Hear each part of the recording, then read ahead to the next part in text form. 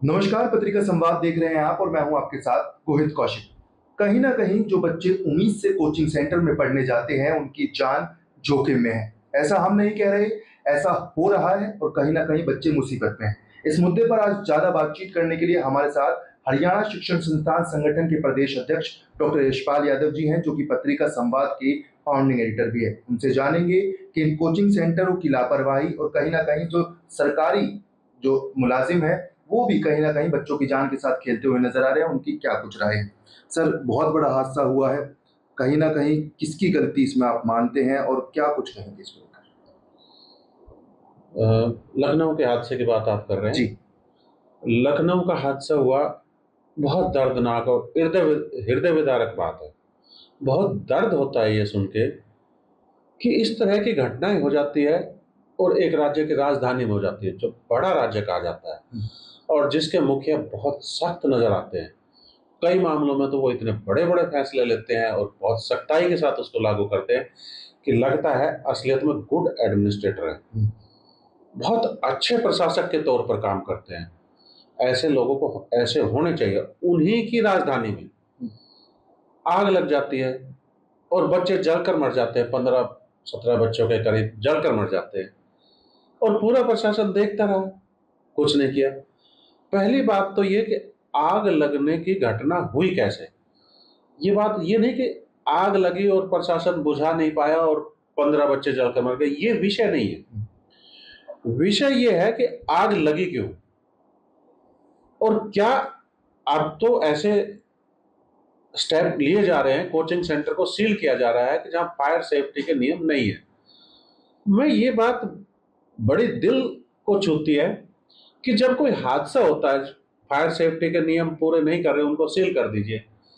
क्या केवल एक फायर सेफ्टी के नियम की जरूरत है? बाकी तमाम तरह के अनियमितता और होती रहे। अगर कोई दूसरी कोई प्राकृतिक आपदा कुछ इस तरह की चीजें आएगी किसी दिन, तो फिर उस पर नियम बनेंगे। बाकी चीजें तो ये तमाम चीजें छोड़ दी जाती है, केवल और केवल फायर की बातों पर बात करो क्योंकि आग लग गई है। ये नियम नहीं, उसको रेगुलाइज करो। कोचिंग सेंटर जिस तरह से चल रहे हैं उसको कहीं से रजिस्ट्रेशन कराने की जरूरत नहीं पड़ती। यदि कोई टीचर है और वो कोचिंग सेंटर चलाना चाहता है, वो 2 कमरे किराए पर ले, 1 कमरा किराए पर ले और बच्चों को बिठा के पढ़ाना शुरू कर दे। किस तरह से पढ़ा रहा है, क्या पढ़ा रहा है, क्या नहीं पढ़ा रहा है, कितनी फीस ले रहा है, उसके कोई नियम, फायर के नियम, बाकी तमाम तरह के चीजों के नियम पूरे हो रहे हैं कि नहीं हो रहे, उस पर कोई रेगुलेशन नहीं है, कोई चेक करने वाला नहीं है क्योंकि उसका रजिस्ट्रेशन नहीं है। यदि रजिस्ट्रेशन कराना अनिवार्य हो कि भी ये फला फला अथॉरिटी है, या तो हायर एजुकेशन के अंडर वो लोग आ रहे हैं या वो स्कूल एजुकेशन के अंडर आ रहे हैं, या जिस भी तरह की किसी भी डिपार्टमेंट के अंडर उसको दे देने की जरूरत है। आज तक कोचिंग सेंटर का ये नहीं पता।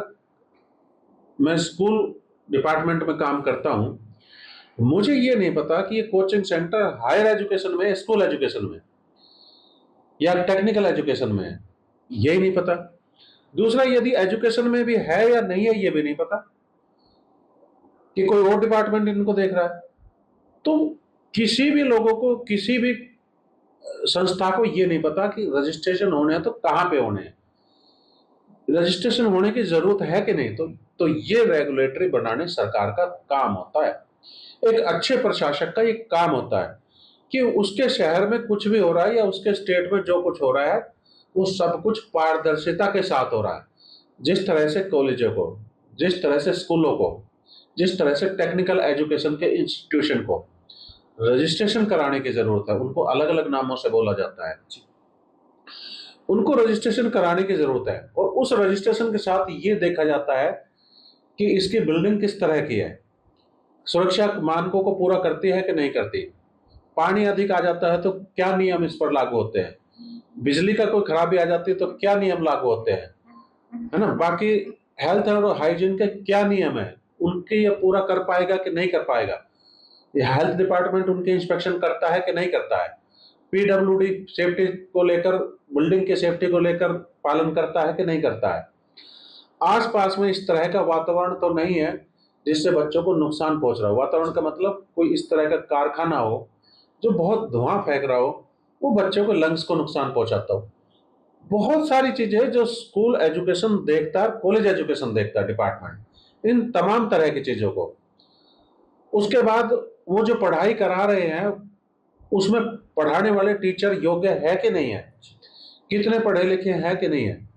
जो स्कूल एजुकेशन के टीचर्स को देखा जाता है, कॉलेज एजुकेशन के टीचर्स के लिए लागू होता है कि उनको उनकी क्वालिफिकेशन कम से कम इतनी होनी चाहिए, उतनी एजुकेशन उतनी क्वालिटी के है कि नहीं टीचर। या फिर ऐसे ही खिलवाड़ होता रहेगा, कोई भी खोलो कोई भी चलाओ। तो ये चीजें मुझे लगता है कि सरकार की तरफ से पूरा फेलियर है। और बात रही कोचिंग सेंटर की, उनको भी एक जिम्मेदार नागरिक होने के नाते तमाम तरह की चीजों का ध्यान रखना जरूरी है। जहां बच्चे आ रहे हैं, जहां बच्चे बैठ रहे हैं, जहां बच्चे पढ़ रहे हैं, उनके लिए अच्छे टीचर उपलब्ध हो पा रहे हैं कि नहीं, उनके फायर के तमाम तरह के नियम पूरे हो पा रहे हैं कि नहीं, बिल्डिंग सेफ्टी के तमाम तरह के नियम पूरे हैं कि नहीं, कल को बिल्डिंग तो नहीं गिर जाएगी। बेसमेंट में भी कोचिंग सेंटर चल रहे हैं, तो बेसमेंट में क्या अलाउड है कि नहीं। बच्चों को कहीं भी कॉलेज स्कूलों में बेसमेंट में ले जाने की परमिशन नहीं होती। बेसमेंट में बाकी प्रशासनिक काम हो सकते हैं, बच्चे नहीं जा सकते। तो बेसमेंट में भी कोचिंग सेंटर चल रहे हैं।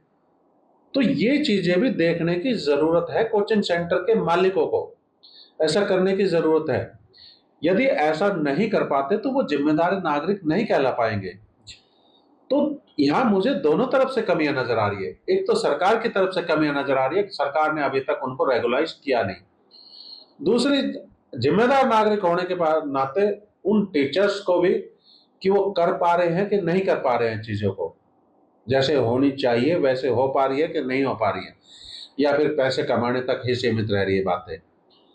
तो मैं सरकार से भी अनुरोध करता हूं और कोचिंग मालिकों से भी अनुरोध करता हूं कि वो चीजों को ठीक करें। ये जो बच्चे पढ़ रहे हैं ना, ये भारत का भविष्य है, ये आगे जाके सरकारी नौकरियों में जाएंगे।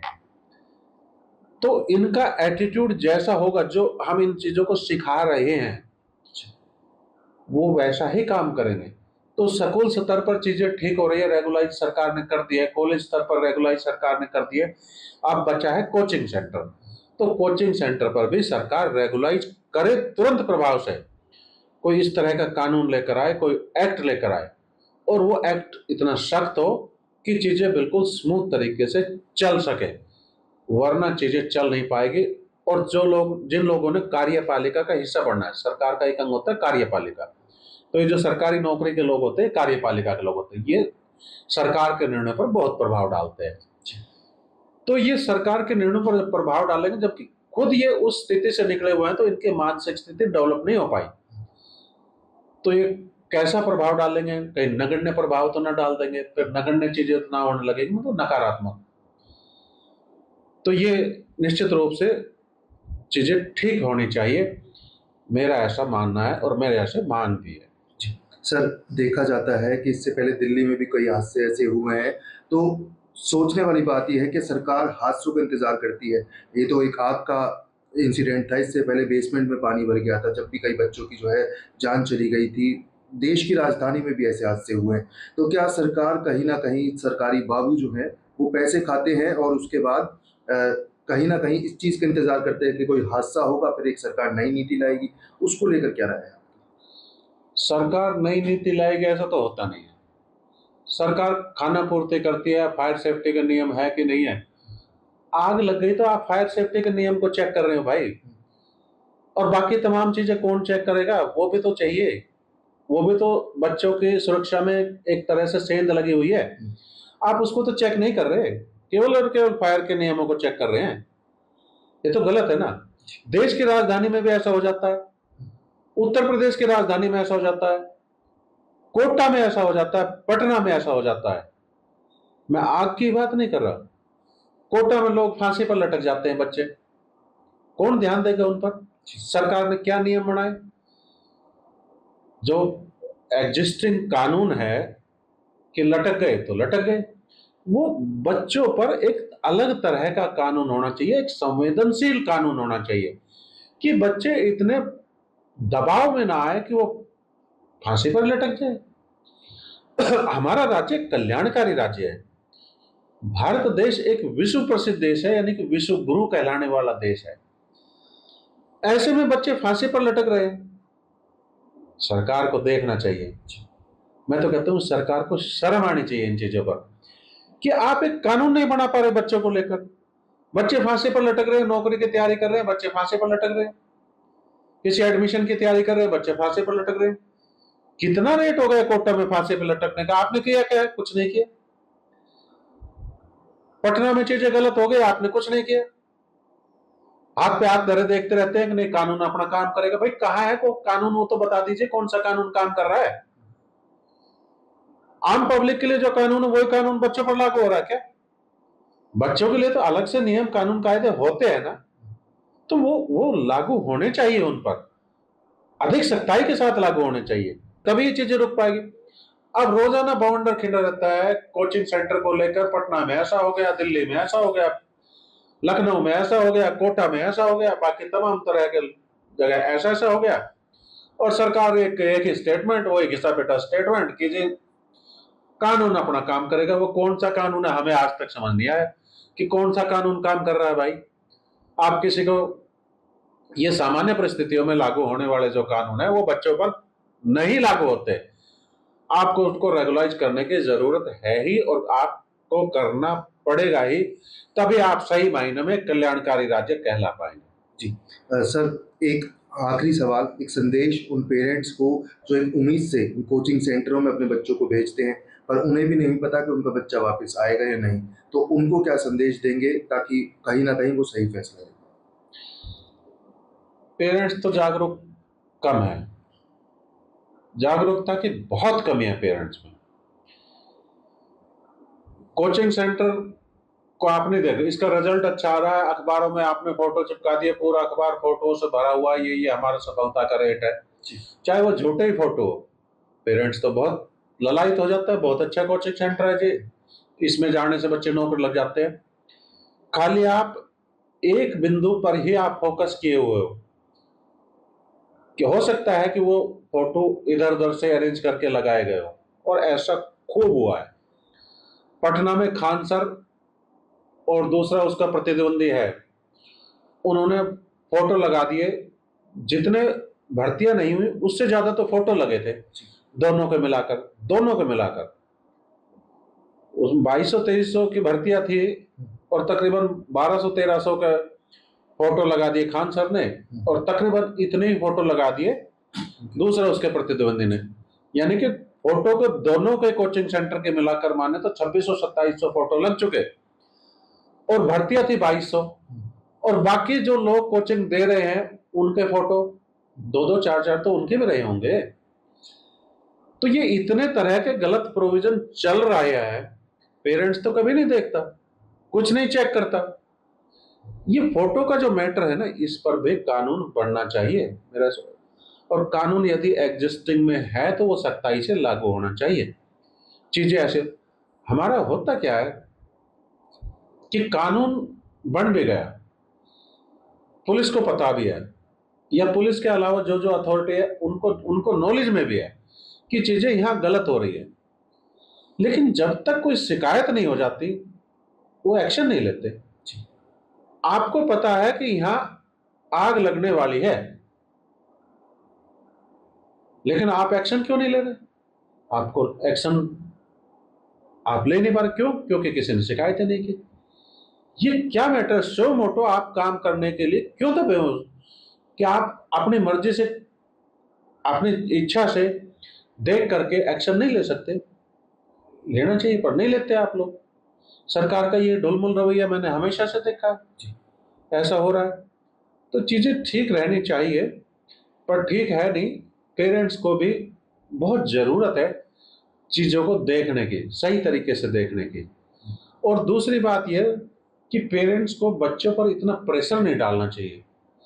पेरेंट्स का बहुत प्रेशर होता है। मैं हमेशा कहता हूं कि पेरेंट्स जो है एक मशीन की तरह काम कराना चाहता है बच्चों से, मशीन की तरह, इंसान की तरह नहीं। 24 घंटे लगा रहे, 24 घंटे लगा रहे, ऐसा नहीं। और स्वयं भी उसके साथ लगा रहना पसंद करता है, मैं भी करूंगा जी तुम्हारे साथ मेहनत, तुम्हारे खाने का, तुम्हारे रहने का, तुम्हारे कपड़े धोने का, तुम्हारी बाकी चीज़ों का, तुम्हारी किताबों का इंतज़ाम मैं करूँगा और तुम लगे रहो। भाई वो मशीन नहीं लगा रहेगा। उसकी कैपेसिटी अलग है, उसकी रुचि अलग है। आप क्यों नहीं समझ पा रहे इस बात को कि उसकी रुचि अलग है? उसकी उतनी कैपेसिटी नहीं है। आप प्रेशर डाल के इमोशनली प्रेशर डालते हो कई बार, तो बेटा करना ही है, बेटा समाज में बेइज्जती हो जाएगी, कोटा आए थे नौकरी नहीं मिली, कोटा आए थे एडमिशन नहीं हुआ, ये तो चीज करनी है, ये तो होनी है। वो इमोशनली इतना वीक हो जाता है और आपका प्रेशर इतना हैवी हो जाता है कि एक दिन वो फांसी पे लटक जाता है।